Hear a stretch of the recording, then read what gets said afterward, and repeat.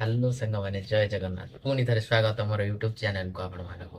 ଆଜି ପୁଣି ଆପଣମାନଙ୍କ ପାଇଁ ନେଇ ଆସିଛି ଗୋଟେ ନୂଆ ଭିଡ଼ିଓଟେ ଗୋଟେ ନୂଆ ଏକ୍ସପେରିମେଣ୍ଟ ସହ ପୁଣି ଆଣିଦେଇଛି ଆପଣଙ୍କୁ ଗୋଟେ ନୂଆ ଶିଖିବାର ଜିନିଷଟେ ସେଥିରେ କେମିତି ଆପଣମାନେ କାଟିବେ ଥର୍ମୋକୁଲ ବା ସୋଲକୁ ଗୋଟେ ଇଜି ଉପାୟରେ ଯୋଉ ସହଜ ଉପାୟରେ ଆପଣମାନେ କାଟିବେ ସେଇ ସହଜ ଉପାୟଟା ଶିଖେଇବି ମୁଁ ଆପଣଙ୍କୁ ଏଇ ଭିଡ଼ିଓରେ ପୁଣି କେମିତି ହବ ଅତି ସହଜ ଉପାୟ। ପୁରା ଭିଡ଼ିଓକୁ ଆପଣମାନେ ଦେଖନ୍ତୁ। ପୁରା ଭିଡ଼ିଓକୁ ଆପଣମାନେ ଦେଖିବା ଦ୍ୱାରା କଣ ହବ ନା ଆପଣମାନେ ସେ ଯୋଉ ମେଜରମେଣ୍ଟ ଶିଖିବେ ଭଲ ଭାବରେ କାଟିପାରିବେ।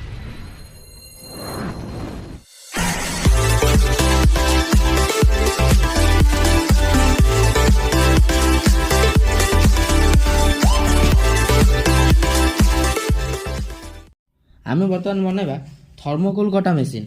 ଥର୍ମୋକୁଲ କଟା ମେସିନ୍ କେମିତି ବନେଇବା ତା ପାଇଁ ଆମେ ନେଇଛେ ଦେଖନ୍ତୁ ଗୋଟେ ପିଢ଼ାଟେ। ଏଇଟା ପିଢ଼ା ନୁହେଁ ଆଜ୍ଞା, ଏଇଟା ଗୋଟେ ବେଷ୍ଟ ବନେଇଛୁ। ଦୁଇଟି କାଠ ବିଟ ବାଲା ଯୋଉ ପଟି ଅଛି, କାଠ ପଟି ଦୁଇଟା ନେଇଛି। ତାକୁ ଆମେ ଇଏ କରିକି ମତଲବ କେମିତି ଧର ଯେମିତି ବାଲାନ୍ସ ହେଇକି ରହିବ ସେଥିଲାଗି ତାକୁ ଧର କୋଣ ପରୀକ୍ଷା କରିକି ବନେଇଛେ। ତାକୁ ଗୋଟେ ସପୋର୍ଟ ମାରିଛେ, ସେଟା ବନେଇଛେ।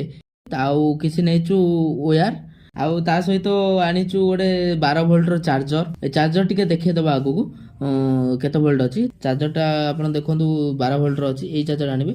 ଆଉ ତା ପାଇଁ ଆମେ ନେଇଛେ ସୋଲ୍ଡରିଂ ଆଇରନ୍ ଯୋଉ ଅଛି ନା, ସୋଲ୍ଡରିଂ ଆଇରନ୍ ତାର ଗୋଟେ ୱେୟାରଟେ ନେଇଛେ। ସେ ୱେୟାର ଯୋଉ ଆସେ ତାକୁ ନାଇକ୍ରୋମ ୱେୟାର କୁହାଯାଏ। ଏଇଟା ଆପଣ ମାନେ ଆକୁ ଇଲେକ୍ଟ୍ରିକ ସପରେ ଇଜିଲି ଇଏ ମିଳିପାରିବ, ଆପଣ ମାନେ ଆଣିପାରିବେ। ଆଉ ତା ସହିତ ତାକୁ କାଟିକି ତା ଭିତରୁ ଯୋଉ ସୋଲ୍ଡରିଂ ଆଇରନ୍ ଏଥିଲାଗି ନେଇଛେ, ଏଟା ଏ ଯୋଉ ହିଟ୍ କରାହବ ନା, ସେଟା ମୁଁ ଆଗକୁ ଭିଡ଼ିଓ ମାଧ୍ୟମରେ ଜଣାଉଛି ସେଟା କେମିତି ହବ ବାହାର କରିବ।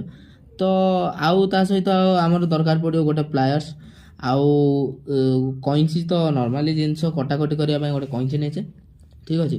ବର୍ତ୍ତମାନ ଆମେ କ'ଣ କରିବା, ସୋଲ୍ଡରିଂ ଆଇରନ୍ ଯେଉଁ ଅଛି ତା ଭିତରୁ ଯେଉଁ ୱେୟାରଟା ବାହାରୁଛି କେମିତି ବାହାରୁଛି ଆପଣଙ୍କୁ ଦେଖାଉଛି। ଦେଖନ୍ତୁ ଆରାମସେ ଏଟାକୁ ଖୋଲିବେ, ଖୋଲିକି ରଖିଦେଲେ ଦେଖନ୍ତୁ ଆରାମସେ ଧୀରେ ଧୀରେ ଯେଉଁ ମାଳି ଭଳିଆ ଅଛି ୟାକୁ ବାହାର କରି ଆ ଭିତରୁ ଯେଉଁ ୱେୟାରଟା ବାହାରିବ, ଏଇ ୱେୟାର ଏଇ ଯେଉଁ ଆମେ ମେସିନ୍ଟା ବନେଇବା ନା, ମେନ୍ ରୋଲ୍ ହେଲା ଏ ୱେୟାରର। ଆଉ କିଛି ରୋଲ୍ ହେଲା ଯେ ଏ ଯେଉଁ ପଟାଟା ବନେଇଛେ, ପଟାରେ ଆମେ କେମିତି ମେଜରମେଣ୍ଟ ନେଇ କରିବା ସେଟା ବି ଗୋଟେ ମେନ୍ ରୋଲ୍। କାହିଁକିନା ଯଦି ମେଜରମେଣ୍ଟ ଭୁଲ ହେଲା, ଆମେ କ'ଣ ହେବ, ସେ ଜିନିଷଟାକୁ ଯେଉଁ କାଟିବା, ଯେଉଁ ଥର୍ମୋକୁଲ କାଟିବା, ସେଟା ବଙ୍କା ହେଇଯିବ, ତେଢ଼ା ହେଇଯିବ, ଆଉ ସେଟା ଟାଇଟ୍ ହେଇ ରହିବନି।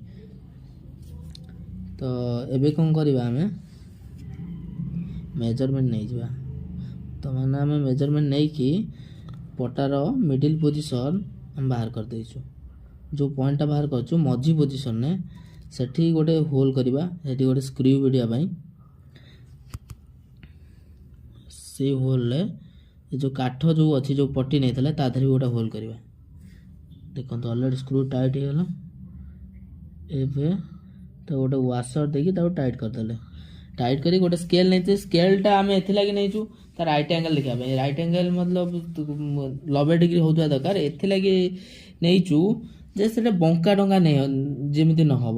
ଯେମିତି ଦେଖିଛନ୍ତି ଆମର ଯେତେବେଳେ କାନ୍ଥ ଉଠାଏ ଓଳମ ଝୁଲା ହେଇଥାଏ ଦେଖିବା ପାଇଁ, ସେଇ ହିସାବରେ ଗୋଟେ ମିସ୍ତ୍ରୀ ଯେହେତୁ ଗୋଟେ କିଛି ବି ଜିନିଷ ମେଜରମେଣ୍ଟ ନେବା ପାଇଁ ଆମେ ସ୍କେଲ୍ଟା ପକେଇଛୁ। ସେଠି ଟାଇଟ୍ ମାରିଲେ ଚାର୍ଜରର ଯେଉଁ ଦୁଇଟି ୱେୟାର ରହିବ, ସେ ଦୁଇଟି ୱେୟାର ଗୋଟେ ବ୍ଲାକ୍ ଥାଏ, ଗୋଟେ ରେଡ୍ ଥାଏ। ସେ ଯେଉଁ ଦୁଇଟି ୱେୟାର ହେଲା, ସେ ଦୁଇଟି ୱେୟାରକୁ ଆମେ କ'ଣ କରିବା ନା, ବର୍ତ୍ତମାନ ନାଇକ୍ରୋମ ୱେୟାର ନେଇଛେ। ନାଇକ୍ରୋମ ଉପର ଭାଗରେ ଗୋଟେ କନେକ୍ସନ୍ ଦେବା, ତଳ ଭାଗରେ ଗୋଟେ କନେକ୍ସନ୍ ଦେବା। ସେଥିଲାଗି ଏଇ କେବୁଲ୍ ଅନୁସାରେ ଗୋଟେ ଉପରେ ରହିବ, ଗୋଟେ ତଳେ ରହିବ। ଯାହାଫଳରେ କ'ଣ ହେବ ନା, ଯେଉଁ କରେଣ୍ଟଟା ପାସ୍ ହେବ, ସେଥିଲାଗି ଆମେ ଯେଉଁ ହିଟ୍ ଦରକାର, ଯେ ନାଇକ୍ରୋମ ୱେୟାରର କାମ ହେଲା ସେ ହିଟ୍ କରିବ। ଉପରେ ଯେଉଁ ତାରଟା ଏବେ ଦେବା, ଦେଖନ୍ତୁ ଏଇ ଯେଉଁ ତାରଟା ଦିଆହେଇଛି, ଏ ତାରଟା ଅଛି ଯେ ଆମର ଯେଉଁ ଚାର୍ଜର ଅଛି, ଚାର୍ଜର ମାଧ୍ୟମରେ ଯେଉଁ ଆସିବ କରେଣ୍ଟ ଆସିବ ନା, ସେଇଟା ସେତିକି ଆସିବ। ଏତେ ଯଦି କରେଣ୍ଟ ଆସିବ ନା, ଆପଣଙ୍କୁ ଲାଗିବନି, ମାନେ କରେଣ୍ଟ ସକ୍ ମାରିବନି। ଚାର୍ଜରରେ କେବେ ସକ୍ ମାରେ କି? ମାରିବନି। ଆଉ ଗୋଟେ ସ୍ପ୍ରିଙ୍ଗ ଆମେ ଏଥିରେ ଲଗାଇବା। ସେ ସ୍ପ୍ରିଙ୍ଗଟା ଆପଣମାନଙ୍କୁ କହିନଥିଲି, ବର୍ତ୍ତମାନ ଦେଖେଇଦେବେ। ସେ ସ୍ପ୍ରିଙ୍ଗଟା ଏଥିଲାଗି ରହିବ ନା, ଯେଉଁ ୱେୟାର ଅଛି ଆମର ସେମିତି ହଲିବନି। ହଲିଲେ କ'ଣ ହେବ ନା, ଟାଇଟନେସ୍ ନ ରହିଲେ ଆମେ ଗୋଟେ ଜିନିଷଟାକୁ କାଟିପାରିବାନି, ସେ ଚିପକେଇ ଯିବ। ଆମେ ଯେତେବେଳେ ଏପଟେ ଗୋଟେ ଜିନିଷ ଠେଲିକି କାଟିବା, ଟାଣିକି କାଟି ହେବନି। ସେଥିଲାଗି ଗୋଟେ ସ୍ପ୍ରିଙ୍ଗ ନେଇଛେ ତଳେ ଟାଣିକି ବାନ୍ଧିବା ପାଇଁ। ଦେଖନ୍ତୁ ଏସବୁଟା ଲଗେଇ ସାରିବା ପରେ ଆମେ ବ୍ଲାକ୍ ଟେପ୍ ୟୁଜ୍ କରୁଛୁ, ତାକୁ ପେଷ୍ଟ କରିଦେଲୁ, ଯାହାଦ୍ୱାରା କି ସେ ତାର ହଲିବନି।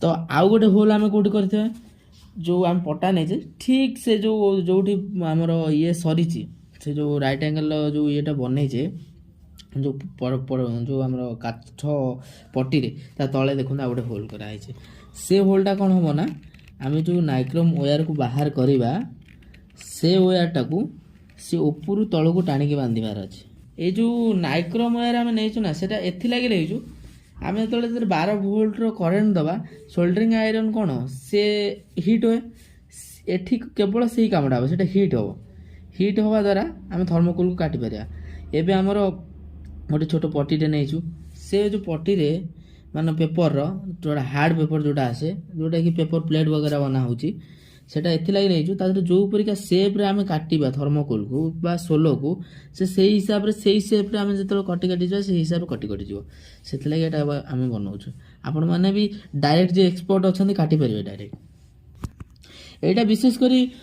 इजी से जो मैंने आमर जो भाई मैंने बनाऊँ बड़ बड़ सोलर मेहरामी गेट ठाकुर जो ये बनाऊँ जो साज बनाऊँ से इजी हम काटिया को मात्र बेसी नहीं आपन को मात्र 150-200 टंका कि 300 टंका मैक्सिमम इन्वेस्ट करिया पड़िबो जहाँ फल आपन जो कष्ट करुचन जो जिनस काटुचन जो थर्मोकोल काटुचन जिते टाइम नौ से टाइम नबन से हिसाब से आपन भी एमती करें जिते बड़ काटे ना जिते बड़ जो आम जो येटा काठर पीढ़ा जो कहली फास्ट काठ जो प्लेटा बनईचु से जिते बड़ कर आप हिसाब से काटिपारे जिते बड़ नहीं पारे देखते केते बड़ सोला आम आनीचु किंतु जो जो साइज चाहिए से साइज रे काटी पारिया पूरा इजिली पूरा सेफली कटो किंतु हाथ को टिके बालांस कर काटिया पड़ो हाँ जो कारीगर भाई मैंने ना आमर ये जिनसा बनाऊँ सोलर काम कर निहाती करवा आवश्यक कहीं जो काम करवाटा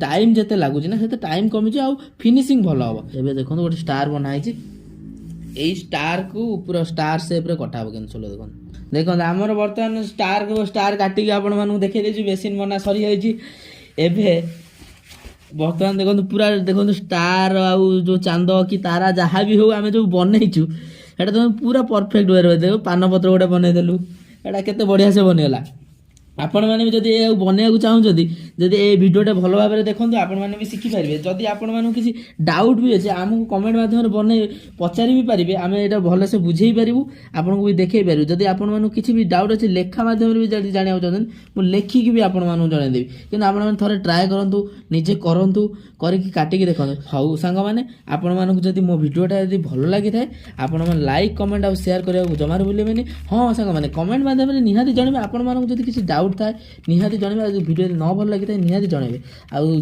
जो बेल आइकन अच्छी ना हेते दबे जहाँफल नोटिफिकेशन मिल जाए आपण मैंने जब नुआ नुआ भिडियो अपलोड करूँ आपण मैंने देखिपारे आ नुआ किसी शिखिपारे।